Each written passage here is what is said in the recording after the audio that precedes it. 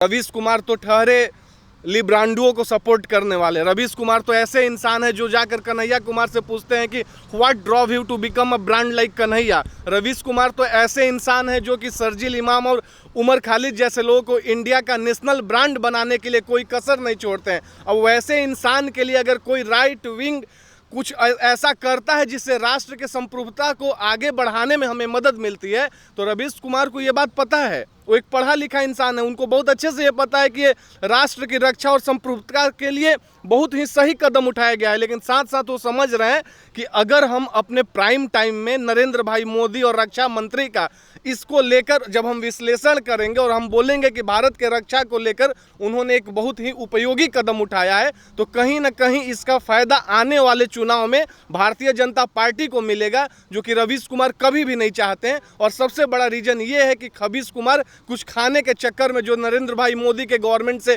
एकदम नहीं मिल पा रहा है, वो आलोचक बनते जा रहे हैं। और आलोचक बनते बनते उनको यह बात समझ में नहीं आ रही है कि वो एक इंडिविजुअल का आलोचना करते करते अब वो राष्ट्र का आलोचना करने लगे हैं। देखिए, अगर कष्ट जिनपिंग को होता, बीजिंग से वो कुछ बोलता तो हमें समझ में आता। अगर कष्ट इस्लामाबाद में इमरान खान को होता तो हमें समझ में आता। लेकिन आप भारत के हो, आप कम से कम नमक हलाली तो सीखो। आप भारत का खाते हो, आप भारत का गुड़ गाते हो। आप अगर कहीं जाते हो तो आप मीडिया पर्सन हो। मीडिया का मतलब होता है कि राष्ट्र का चौथा स्तंभ है। अगर न्यायपालिका, कार्यपालिका और विधायिका को हम साइड करें तो उसके बाद हमारी मीडिया ही है, जो कि लोग जिसको एक मिरर के रूप में देखते हैं, एक आईना के रूप में देखते हैं। और लोग इस बात को समझते हैं कि हाँ, कहीं ना कहीं मीडिया ही हमें सच्चाई से अवगत कराएगी। चाहे हम हो, आप हो या तमाम जनमानस हो, किसी भी इंसान को अगर कोई न्यूज़ मिलता है, कोई खबर मिलता है, तो मीडिया के माध्यम से मिलता है। अगर यह मीडिया भी प्रोपेगेंडा चलाने लगेगी राइट विंग का, लेफ्ट विंग का, अगर कोई कार्य राष्ट्र के लिए अच्छा हो रहा है तो उसको हम दूर कर देंगे। लेकिन अगर कोई कार्य राष्ट्र के हित में नहीं है, लेकिन अगर वहाँ से कुछ ऐसे लोगों को घाटा है जो राष्ट्रीयता को नेशन फर्स्ट रखते हैं, तो उनके लिए सिर्फ उनके बारे में सोचकर हम वैसे लोगों को बढ़ावा देंगे तो ये देश कभी नहीं स्वीकार करें। जो लोग पहले बोलते थे, हर एक चैनल से पहले एक तो अपना चुपर जैसा मुंह लेकर रवीश कुमार सामने चले आते हैं, रोनी सूरत लेकर, और बोलते थे हा इन्होंने बोला था कि रामलला हम आएंगे, मंदिर वहीं बताएंगे, लेकिन तारीख नहीं बताएंगे। ये लोग टॉन्ट करते थे, ये लोग तंज कसते थे।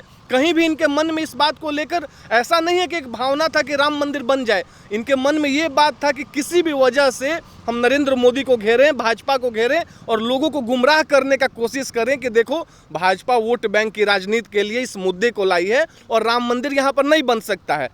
जो राष्ट्र के हित में है वो राम मंदिर से खुश है, irrespective of their caste, creed and religion.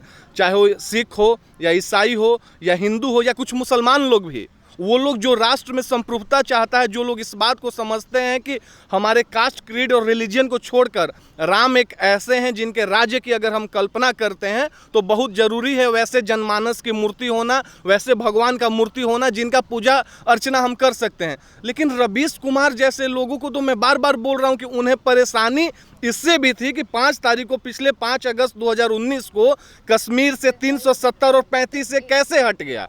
अब ऐसे लोग देख रहे हैं कि एक बार 5 राफेल आए। और मैं एक बात बताना चाहूँगा कि हमारे राष्ट्र में कहीं ना कहीं सनातनी संस्कृति के हम ध्वजवाहक रहे हैं और 5 बहुत शुभ अंक है।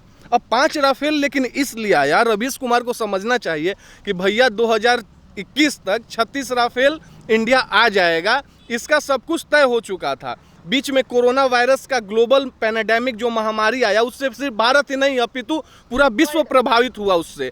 अब उस वजह से इसमें लेट लतीफ़ी हुई, उसके कारण 5 राफेल हमारे यहाँ पहुँच के आया। अगर आप ऐसा ही 5 का ये समझ रहे हैं तो आपको एक बात और समझना चाहिए था कि तब तो पिछले साल अक्टूबर के महीने में जब राजनाथ सिंह जी गए थे राफेल का स्वास्ति पूजन करने, तो जो स्वास्तिक उन्होंने बनाया था, शस्त्र पूजन करने गए थे, उस समय वो 5 तारीख का दिन चुने रहते। इनको एक बहाना चाहिए कि किसी न किसी तरह से हम भारत के लोगों के मन में ये बात भरते रहें कि कहीं ना कहीं संविधान को तोड़ने के लिए ये सरकार बैठी हुई है। लेकिन मैं एक बात बता देना चाहता हूँ कि रवीश कुमार जैसे लोगों से हमें संविधानवाद का पाठ नहीं पढ़ना है। हमें संविधान पढ़ने के लिए बाबा साहब का जो संविधान का मूल मंत्र और किताब है उसको पढ़ के हम संविधान के बारे में जानकारी ले सकते हैं। सर, राफेल के आने को लेकर रवीश कुमार इस तरीके के बयान देते हैं और ये कहते हैं कि जब से राफेल आया है, और वो न्यूज़ चैनलों की बुराइयां करते हैं, कहते हैं राफेल को इतना बड़ा चढ़ा के दिखाया जा रहा है, म्यूजिक बजाया जा रहा है। इतनी ज़्यादा चिढ़ क्यों हो रही है राफेल के आने से रवीश कुमार को? देखिए, बिल्कुल, पहले तो बहुत बहुत धन्यवाद इतना संवेदनशील मुद्दा उठाने के लिए। और मैं आपसे एक बात बताना चाहता हूँ आपके चैनल के माध्यम से तमाम देशवासियों को कि राफेल जब कल अंबाला के एयर बेस पर लैंड किया तो उसकी गर्जना से सबसे ज़्यादा तकलीफ बीजिंग और इस्लामाबाद के लोगों को हुई। लेकिन भारत में कुछ ऐसे जयचंद बैठे हुए हैं खबीस कुमार के रूप में, और रवीश कुमार को मैं बार बार खबीस कुमार इसलिए बोलता हूं क्योंकि इन लोगों को यूपीए के सरकार में खाने की आदत पड़ी थी। चाहे वो सरकार का खजाना हो या सरकार कोई डील करे। आपको याद होगा मनमोहन सिंह के सरकार में एक न्यूक्लियर डील हुई थी, उसमें भी जो पत्रकार सब थे ऐसे जनपद के अगल बगल चुगली करने वाले पत्रकार लोग, इन लोगों को आदत था कि कुछ ना कुछ हम ऐसा प्रोपेगेंडा फैलाएंगे जिससे मनमोहन सिंह के सरकार को, जो कि असरदार नहीं था लेकिन हम असरदार बताएंगे और उसके एवज में हमें कुछ खाने को मिलेगा। आज नरेंद्र भाई मोदी की सरकार है। आज अगर कोई काम होता है तो भारत के रक्षा और संप्रभुता को देखते हुए काम होता है। आज अगर कुछ होता है तो लोग इस बात पर विश्वास रखते हैं कि भारत की अखंडता को हम टूटने नहीं देंगे और उसके लिए कुछ करेंगे। अब मैं एक बात आपसे बता रहा हूँ, क्यों नहीं हो हल्ला मचे राफेल के लिए। राफेल देश में पहला एक ऐसा फाइटर जेट आया जिसमें कि 9500 किलोग्राम तक, मतलब 9500 किलोग्राम, चाहे वो परमाणु बम हो या कोई भी हथियार हो या कुछ भी वैसा हो, उसको एक बार कैरी कर सकता है। राफेल एक ऐसा जेट आया जो कि 2200 किलोमीटर के स्पीड से एक जगह से दूसरे जगह जा सकता है। राफेल एक ऐसा जेट आया जो कि एक जगह पर रहकर और 100 किलोमीटर के रेडियस में 40 टारगेटों के बारे में पता लगा सकता है, लेकिन दुश्मन को पता भी नहीं चलेगा कि ये विमान वहाँ पर है। अब हमारे पास मिग था, सुखोई था, मिराज था, हम हर एक बात को एक्सेप्ट करते हैं, लेकिन साथ में साथ ये बहुत ज़रूरी था कि हमारे पास राफेल जैसा अत्याधुनिक हथियार आना चाहिए। और आज यह राफेल इजिप्ट के पास है, इजिप्ट के अलावा कतर के पास है, और 2 देशों के अलावा भारत तीसरा देश बन गया। अब वर्ल्ड में जहां 200 से ज़्यादा कंट्रीज है, वहां पर अगर भारत रक्षा के मामले में कोई बहुत ही आधुनिक हथियार आता है और उसको तीसरा राष्ट्र बनता है, तो क्यों नहीं भारतवासी को खुशी और गर्व होना चाहिए। लेकिन रवीश कुमार तो आलोचक रहे हैं। आपको याद होगा पुलवामा के अटैक के बाद जब सर्जिकल स्ट्राइक हुआ था, सर्जिकल स्ट्राइक और पुलवामा अटैक के बीच में अभिनंदन ने मिग-21 से F-16 का शिकार किया था। उन्होंने मार गिराया था F-16 को मिग-21 से। उस समय ये रवीश कुमार ही थे बोलने वाले घूम घूम कर कि कब तक हम मिग, सुखोई और मिराज उड़ाते रहेंगे। भारत को भी अब ज़रूरत है कि अत्याधुनिक यहाँ पर जेट फाइटर्स प्लेन्स आए जिससे कि इंडियन एयरफोर्स को और ज़्यादा शक्ति मिले। अब रवीश कुमार तो ठहरे लिब्रांडुओं को सपोर्ट करने वाले। रवीश कुमार तो ऐसे इंसान है जो जाकर कन्हैया कुमार से पूछते हैं कि what drove you to become a brand like Kanhaiya. Ravish Kumar तो ऐसे इंसान है जो कि सरजील इमाम और उमर खालिद जैसे लोगों को इंडिया का नेशनल ब्रांड बनाने के लिए कोई कसर नहीं छोड़ते हैं। अब वैसे इंसान के लिए अगर कोई राइट विंग कुछ ऐसा करता है जिससे राष्ट्र के संप्रभुता को आगे बढ़ाने में हमें मदद मिलती है, तो रवीश कुमार को ये बात पता है। वो एक पढ़ा लिखा इंसान है, उनको बहुत अच्छे से ये पता है कि ये राष्ट्र की रक्षा और संप्रभुता के लिए बहुत ही सही कदम उठाया गया है। लेकिन साथ साथ वो समझ रहे हैं कि अगर हम अपने प्राइम टाइम में नरेंद्र भाई मोदी और रक्षा मंत्री का इसको लेकर जब हम विश्लेषण करेंगे और हम बोलेंगे कि भारत के रक्षा को लेकर उन्होंने एक बहुत ही उपयोगी कदम उठाया है, तो कहीं ना कहीं इसका फायदा आने वाले चुनाव में भारतीय जनता पार्टी को मिलेगा, जो कि रवीश कुमार कभी भी नहीं चाहते हैं। और सबसे बड़ा रीजन ये है कि खबीस कुमार कुछ खाने के चक्कर में जो नरेंद्र भाई मोदी के गवर्नमेंट से एकदम नहीं मिल पा रहा है, वो आलोचक बनते जा रहे हैं। और आलोचक बनते बनते उनको यह बात समझ में नहीं आ रही है कि वो एक इंडिविजुअल का आलोचना करते करते अब वो राष्ट्र का आलोचना करने लगे हैं। देखिए, अगर कष्ट जिनपिंग को होता, बीजिंग से वो कुछ बोलता तो हमें समझ में आता। अगर कष्ट इस्लामाबाद में इमरान खान को होता तो हमें समझ में आता। लेकिन आप भारत के हो, आप कम से कम नमक हलाली तो सीखो। आप भारत का खाते हो, आप भारत का गुड़ गाते हो। आप अगर कहीं जाते हो तो आप मीडिया पर्सन हूँ। मीडिया का मतलब होता है कि राष्ट्र का चौथा स्तंभ है।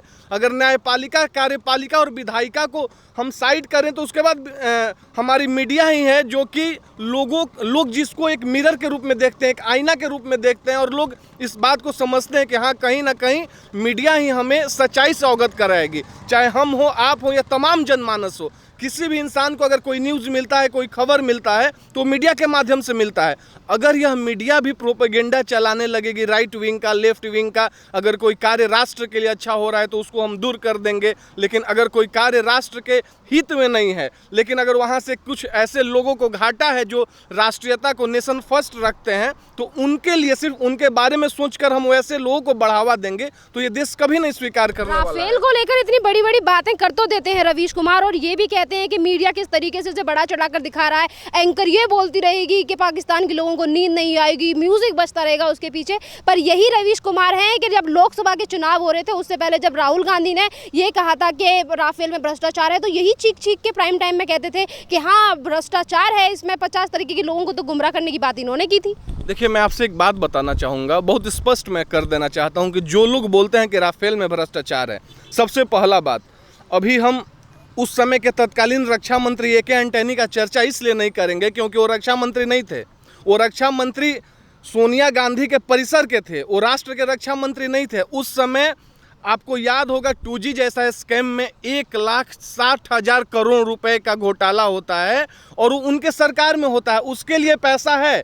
और आपको मैं एक और बात बताना चाहता हूं कि जो 36 राफेल का अभी या 36 राफेल्स का जो अभी डील हुआ, उसमें कितना पैसा लगा? 59,000 करोड़ रुपए लगे। उसके साथ साथ अगर हम लोग चर्चा करें तो हम एक बात और देखना चाहिए, हम में से सबसे पहले इजिप्ट ने राफेल के लिए डील किया था, 24 राफेल के लिए, और 24 राफेल के लिए जो उसने डील किया था, वो डील उसने किया था 2015 में 590 करोड़ डॉलर में। उसके बाद कतर ने 25 राफेल, एक राफेल उससे ज़्यादा का डील किया 700 करोड़ डॉलर में। और जब हम डॉलर का डिस्कशन कर रहे हैं तो हमें एक बात पता होना चाहिए कि उस समय भी डॉलर की कीमत 70 रुपीज़ थी। मतलब कि आप 24 राफेल 590 करोड़ डॉलर का मतलब है कि नियर अबाउट 2000 करोड़ पर राफेल जेट के लिए आप पे कर रहे हो फ्रांस को, और तब वहाँ से आपको राफेल मिला। उसके बाद सेम काम किया कतर ने। अब भारत ने 36 राफेल को 59,000 करोड़ रुपए के डील में खरीदा, और जब खरीदा तो एक राफेल का एवरेज कीमत आता था लगभग 1600 करोड़ रुपया, in between 1550 crore to 1600 crore. ना इजिप्ट में किसी ने आवाज़ उठाया, इजिप्ट के लोगों ने बोला वाह बहुत अच्छा काम है, हमारे सेना को, हमारे बिल्कुल कतर के लोगों ने वही काम किया। उसके साथ साथ आपको याद आना चाहिए कि राफेल इतना इंपॉर्टेंट सौदा था कि फिनलैंड, मस्कट और यूएई जैसे राष्ट्र जब फ्रांस से इसका डील करना चाहे तो उन्होंने कुछ कारणों को बताकर इस डील को कैंसिल कर दिया, लेकिन भारत ने डील किया। उस समय बोलते थे ए के एंटनी साहब कि हमारे पास पैसे की कमी है, हमारे पास अर्थ की कमी है। आपके पास घोटाले करने के लिए पैसे की कोई कमी नहीं थी, आपके पास लोगों को जो आपके पार्टी से जुड़े हुए हैं, irrespective of the position which they are holding, वो एमपी नहीं है चाहे राज्यसभा में या लोकसभा में, वो किसी स्टैंडिंग कमेटी के मेंबर नहीं है, सिर्फ आपके जानने पहचानने वाले लोग हैं।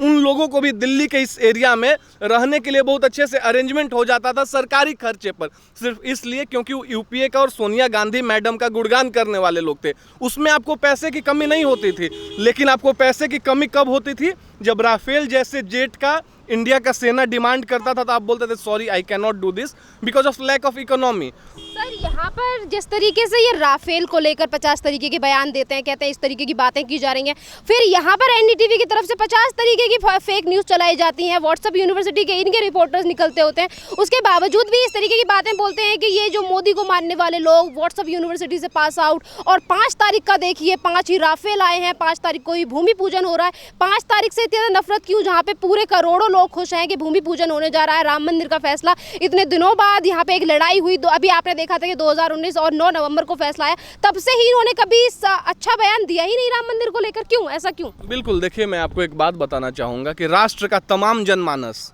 जो राष्ट्र के हित में है वो राम मंदिर से खुश है, irrespective of their caste, creed and religion, चाहे वो सिख हो या ईसाई हो या हिंदू हो या कुछ मुसलमान लोग भी। वो लोग जो राष्ट्र में संप्रभुता चाहता है, जो लोग इस बात को समझते हैं कि हमारे कास्ट, क्रीड और रिलीजन को छोड़कर राम एक ऐसे हैं जिनके राज्य की अगर हम कल्पना करते हैं तो बहुत ज़रूरी है वैसे जनमानस की मूर्ति होना, वैसे भगवान का मूर्ति होना जिनका पूजा अर्चना हम कर सकते हैं। लेकिन रवीश कुमार जैसे लोगों को तो मैं बार बार बोल रहा हूँ कि उन्हें परेशानी इससे भी थी कि 5 तारीख को, पिछले 5 अगस्त 2019 को कश्मीर से 370 और 35 से कैसे हट गया। अब ऐसे लोग देख रहे हैं कि एक बार 5 राफेल आए। और मैं एक बात बताना चाहूँगा कि हमारे राष्ट्र में कहीं ना कहीं सनातनी संस्कृति के हम ध्वजवाहक रहे हैं और 5 बहुत शुभ अंक है। अब 5 राफेल लेकिन इसलिए आया, रवीश कुमार को समझना चाहिए कि भैया 2021 तक 36 राफेल इंडिया आ जाएगा, इसका सब कुछ तय हो चुका था। बीच में कोरोना वायरस का ग्लोबल पैंडेमिक जो महामारी आया, उससे सिर्फ भारत ही नहीं अपितु पूरा विश्व प्रभावित हुआ उससे। अब उस वजह से इसमें लेट लतीफ़ी हुई, उसके कारण 5 राफेल हमारे यहाँ पहुँच के आया। अगर आप ऐसा ही 5 का ये समझ रहे हैं तो आपको एक बात और समझना चाहिए था कि तब तो पिछले साल अक्टूबर के महीने में जब राजनाथ सिंह जी गए थे राफेल का स्वास्तिक पूजन करने, तो जो स्वास्तिक उन्होंने बनाया था शस्त्र पूजन करने गए थे, उस समय वो 5 तारीख का दिन चुने रहते।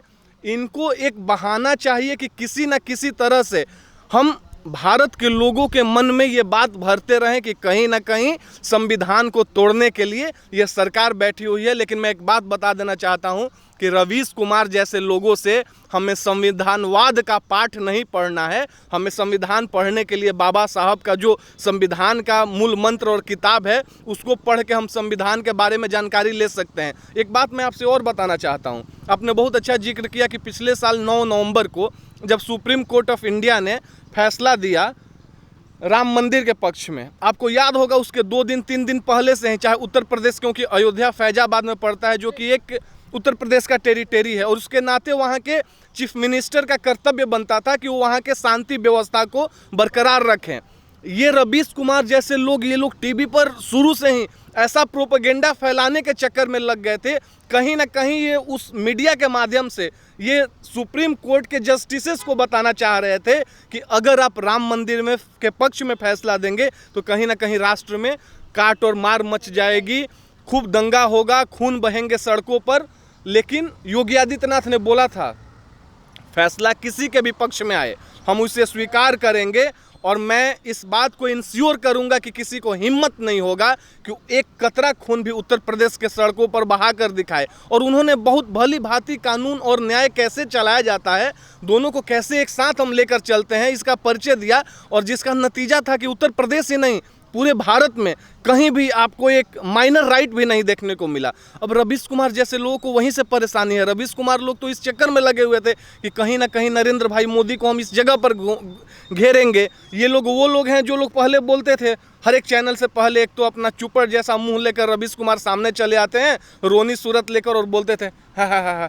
इन्होंने बोला था कि रामलला हम आएंगे, मंदिर वहीं बताएंगे, लेकिन तारीख नहीं बताएंगे। ये लोग टॉन्ट करते थे, ये लोग तंज कसते थे। कहीं भी इनके मन में इस बात को लेकर ऐसा नहीं है कि एक भावना था कि राम मंदिर बन जाए। इनके मन में ये बात था कि किसी भी वजह से हम नरेंद्र मोदी को घेरें, भाजपा को घेरें और लोगों को गुमराह करने का कोशिश करें कि देखो भाजपा वोट बैंक की राजनीति के लिए इस मुद्दे को लाई है और राम मंदिर यहाँ पर नहीं बन सकता है। आपको याद होगा कपिल सिब्बल ने, जो कि एक और ज़्यादा सोनिया मैडम के ही गुर्गे हैं, अब ऐसे लोग का एक बयान नहीं आ रहा है।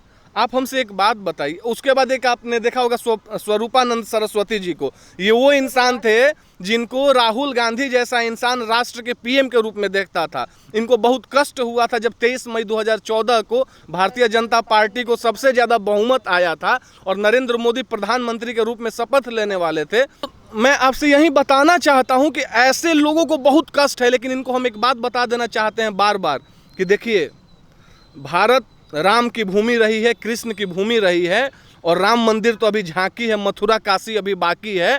आने वाले समय में जिन आक्रांताओं ने, बाबर जैसे या अकबर जैसे आक्रांताओं ने भारत में जिस जिस जगह को बदनाम करने की, तोड़ने की षड्यंत्र की है, साजिश रची है, उस जगह पे हम अपना हक लेकर रहेंगे। और एक बात और बता दे रहे हैं कि राम मंदिर तो वहाँ पर 5 तारीख से भूमि पूजन के बाद वहाँ पर बहुत बहुत भव्य मंदिर बनने वाला है। लेकिन साथ साथ मस्जिद आप बनाइए, हमें कोई परेशानी नहीं है, लेकिन हम बाबरी मस्जिद नहीं बनने देंगे। आप कोई मस्जिद बना लीजिए, आप पूजा कीजिए, अर्चना कीजिए, जाइए वहाँ पर जाकर नमाज अदा कीजिए, हमें कोई परेशानी नहीं है। लेकिन बाबर के नाम पर अगर मस्जिद बन गया भारत के किसी भी कोने में, तो एक युवा होने के नाते हम बोलते हैं कि उसका हम लोग पुरजोर विरोध करेंगे, चाहे हमें कानून का सहारा लेना पड़े या किसी भी शक्ति का सहारा लेना पड़े। लेकिन इस राष्ट्र में बाबर और अकबर के साम्राज्य को अब हम नहीं फलने फूलने देंगे। धन्यवाद सर।